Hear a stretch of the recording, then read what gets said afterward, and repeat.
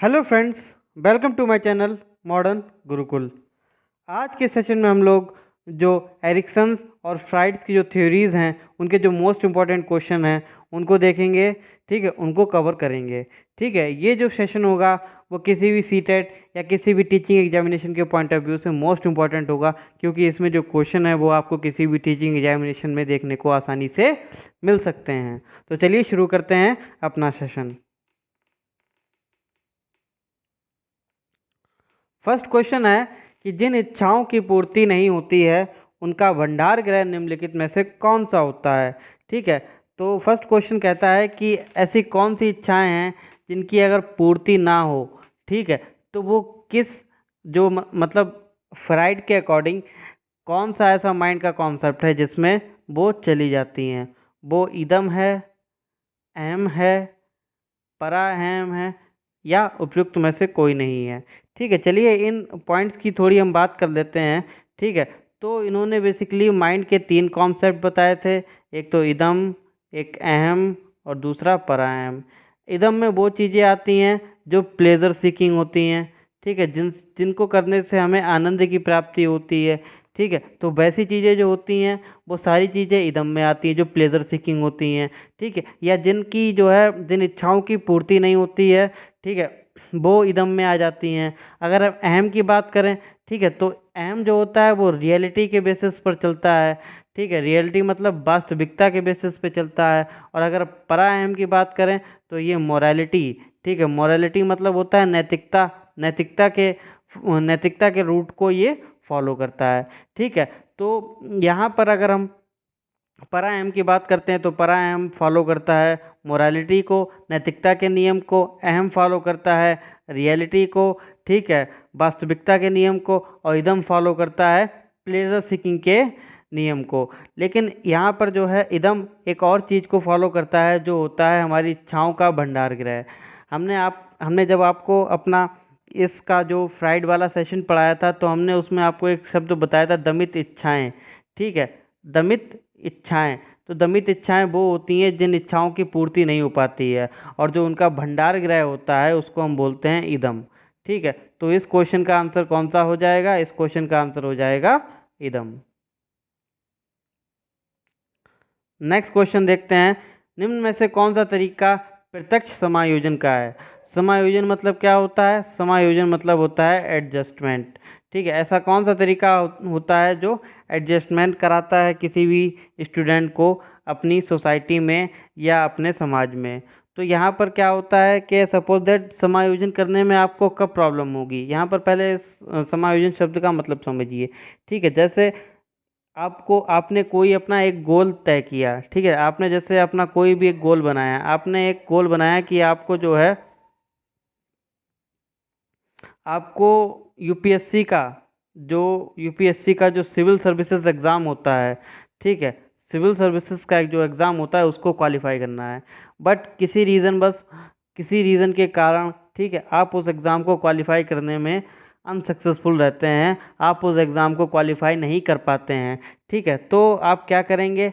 आप किसी भी स्टेट का, जिस स्टेट में आप रहते हैं उस स्टेट पीसीएस की तैयारी करना शुरू कर देंगे, और आप उसको क्वालिफाई करने की पूरी कोशिश करेंगे, और आप उसको क्वालिफाई कर लेंगे। ठीक है, बहुत हद तक आप उसको क्वालिफाई कर जाएंगे। तो यहाँ पर आपने क्या किया? अपने लक्ष्यों को प्रतिस्थापन किया, मतलब उनको आपने यूपीएससी के सिविल सर्विसेज एग्ज़ाम से आपने शुरुआत की थी, लेकिन वो आपको कहीं ना कहीं टफ लगा। उसके बाद आपने अपने लक्ष्य को प्रतिस्थापित किया और उसको एम किया कहाँ पर? स्टेट पीसीएस पर, जो कि एक थोड़ा सा हम कह सकते हैं कि यूपीएससी के सिविल सर्विसेज एग्ज़ाम से थोड़ा लो लेवल हो सकता है। ठीक है, होता है। इसीलिए यहाँ पर जो है आपने जो यहाँ पर एक शब्द होता है, या कोई भी बच्चा अपने समाज में या अपने सोसाइटी में समायोजन कर लेगा।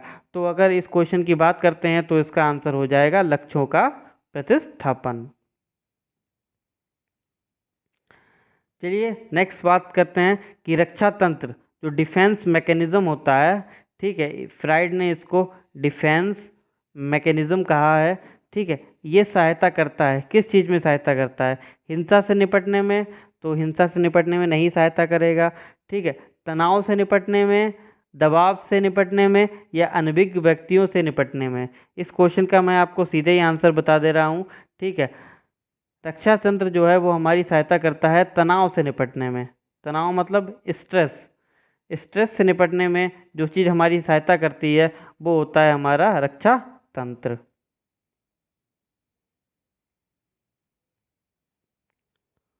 ये नेक्स्ट क्वेश्चन है कि कौन सा सिद्धांत है वो व्यक्त करता है कि मानव का मस्तिष्क एक बर्फ की चट्टान की तरह होता है? ऐसा कौन सा सिद्धांत है जो ये व्यक्त करता है कि मानव का जो मस्तिष्क होता है वो बर्फ की चट्टान की तरह होता है? नैतिक विकास का सिद्धांत, संज्ञानात्मक विकास का सिद्धांत, मनोविश्लेषणात्मक विकास का सिद्धांत या मनोसामाजिक विकास का सिद्धांत? अगर हम बात करते हैं नैतिक विकास के सिद्धांत की तो ये दिया था लॉरेंस कोहलबर्ग ने। ठीक है, संज्ञानात्मक विकास का सिद्धांत की बात करते हैं तो ये दिया था जीन पियाजे ने। ठीक है, मनोसामाजिक विकास सिद्धांत की बात करते हैं तो ये दिया था एरिक एरिक्सन ने। और अगर हम बात करते हैं मनोविश्लेषणात्मक विकास के सिद्धांत, जो ये दिया था किसने? सिगमंड फ्राइड ने। इसको हम किससे तुलना करते हैं? मानव का मस्तिष्क एक बर्फ की चट्टान की तरह है। ठीक है, अगर आपने हमारा लेक्चर नहीं देखा हो तो सीडीपी प्लेलिस्ट में जाइए। ठीक है, सीडीपी की प्लेलिस्ट में जाइए, आप वहाँ पर सिगमंड फ्राइड का जो ये लेक्चर है इसको देखिए और सिगमंड फ्राइड ने जो अपने जो कॉन्सेप्ट दिए हैं उसको आप उस लेक्चर के थ्रू क्लियर करने की कोशिश कीजिए। नेक्स्ट क्वेश्चन क्या है कि संतुलित वह है जिसमें, ठीक है, मतलब संतुलित व्यक्ति या किसी भी व्यक्ति की संतुलित अवस्था वह है जिसमें इदम एवं परा अहम के मध्य संतुलन स्थापित रहता है। इदम एवं अहम के मध्य संतुलन स्थापित रहता है या अहम एवं परा अहम के मध्य संतुलन स्थापित रहता है या उपयुक्त में से कोई नहीं। ठीक है, अगर हम फ्राइड की बात करते हैं तो इन्होंने 3 टर्म दिए थे, इदम, अहम और परा अहम। ठीक है, अगर हम इदम की बात करते हैं, ठीक है, तो इदम में क्या होता है? अभी हमने आपको बताया कि यहाँ पर हमारी जो दमित इच्छाएं होती हैं वो देखने को मिलती हैं।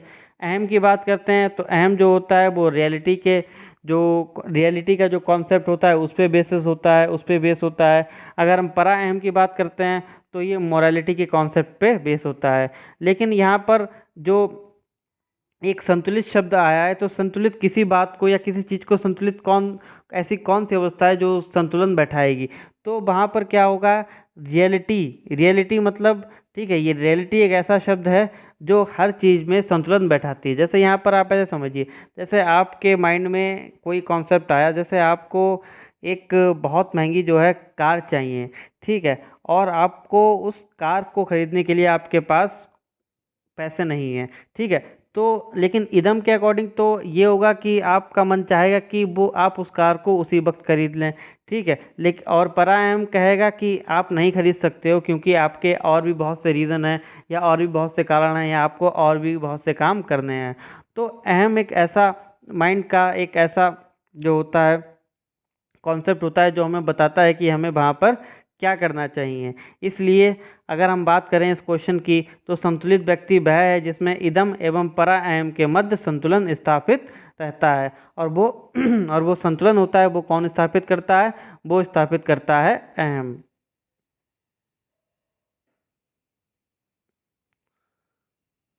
सिक्स क्वेश्चन की बात करते हैं।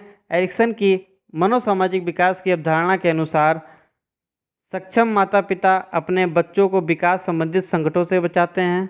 अहंकार की भारी चिंता करने पर संकट आता है।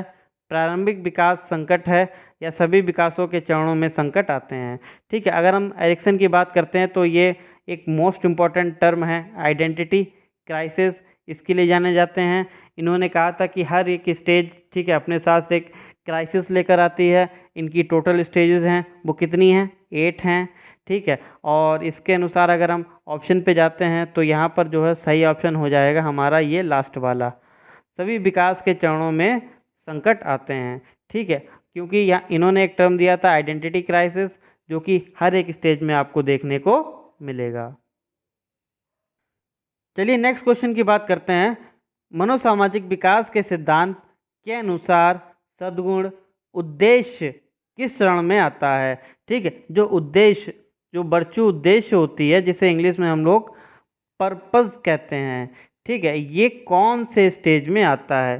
ठीक है, इसका हम सीधा ही आंसर लगाना चाहते हैं, क्योंकि यहाँ पर जो इसका जो ये एक कॉन्सेप्ट बेस्ड क्वेश्चन है। अगर आपने इनकी जो थ्योरी है उसको अच्छे से पढ़ा होगा तो आप इस आंसर को आसानी से टिक कर सकते हैं, और इसका आंसर हो जाएगा स्टेज 3। स्टेज 3 होती है इनिशिएटिव वर्सेस गिल्ट, ठीक है, पहल बनाम अपराध। तो इस क्वेश्चन का जो आंसर हो जाएगा वो हो जाएगा स्टेज 3। ये लास्ट क्वेश्चन है, एरिक्सन के मनोसामाजिक विकास के सिद्धांत के अनुसार निम्नलिखित में से कौन सा अंतिम चरण है? ठीक है, अंतिम चरण मतलब लास्ट स्टेज, इन्होंने जो अपनी स्टेज दी थी, ठीक है, 8 स्टेज इन्होंने दी थी। तो एरिक्सन के मनोसामाजिक विकास सिद्धांत के अनुसार जो अंतिम चरण है वो कौन सा है? पहल बनाम दोष, ठीक है, यहाँ पर दोष होगा, दोस्त नहीं होगा, ठीक है। स्वायत्तता बनाम संदेह एवं शर्म, उत्पादकता बनाम स्थिरता, या संपूर्णता बनाम निराशा, ठीक है। तो पहल बनाम जो दोष होगा ये होगी 3rd स्टेज, स्वायत्तता बनाम संदेह एवं शर्म ये होगी 2nd स्टेज, उत्पादकता बनाम स्थिरता ये होगी 7th स्टेज, और जो लास्ट स्टेज होगी वो होगी संपूर्णता बनाम निराशा, जिसे इंग्लिश में कहते हैं इंटीग्रिटी वर्सेस डिसअपेयर। इसी तरीके की अन्य वीडियो को देखने के लिए आप हमारे चैनल को सब्सक्राइब करें और उनको शेयर करें। Thank you.